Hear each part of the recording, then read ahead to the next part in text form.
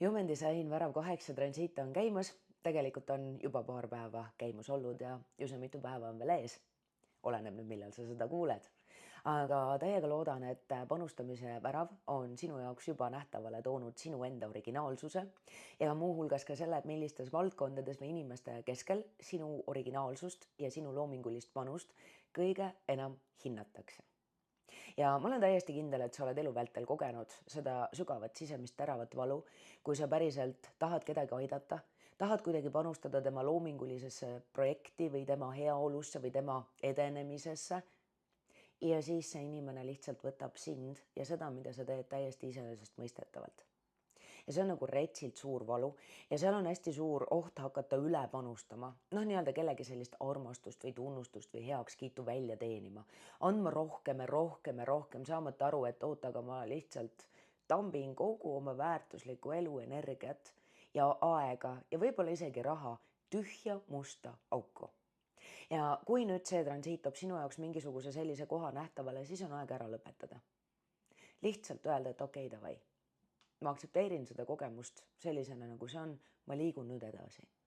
See transiit võib tegelikult päris hästi tuua nähtavale selle, et kas see, kuhu sa panustad, kas sealt sünnib midagi enamat, kas see on üldse elujõuline, vitaalne, kas see üldse laeb ja sütitab sind või teed sa seda harjumusest, inertsist, ebapiisavusest, sellest, et sa püüad kuidagimoodi olla normaalne või tavaline. Ja tegelikult värav 8-st rääkides normaalsus ja tavalisus on väga aktuaalsed teemad, sealhulgas enda teistega võrdlemine, enda mugandamine, tagasihoidmine, normeerimine. Tead ju küll, kui palju meile tegelikult räägitakse meile sisuliselt igapäevaselt. Sotsiaalmeedias öeldakse, kuidas me peaksime ennast väljendama, mis algoritmidele meeldib, millised inimesed teistele inimestele meeldivad, kuidas peaks ära pakendama oma loomingut, oma tooteid. Ja mida rohkem me tegelikult hakkame enda sellist originaalsust hävitama ja me hakkame oma originaalsust hävitama, kui me hakkame mingeid väliseid norme ja raame peale suruma enda elule, oma loomingule, kõigele, mida me teeme.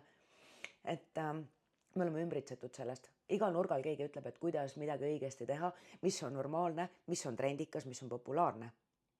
Aga värav 8 ütleb, et kuule, hei, sa oled originaal ja originaal on alati ainult üks.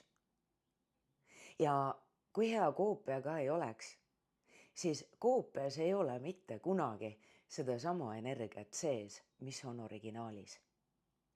Nüüd, kus sina saaksid oma originaalsust palju vabamalt ja palju voolavamalt väljendada. Ja kus on need inimesed, kes oskaksid sinu ehedat, loomulikku originaalsust kõige enam hinnata? Ägedat seiklussulle!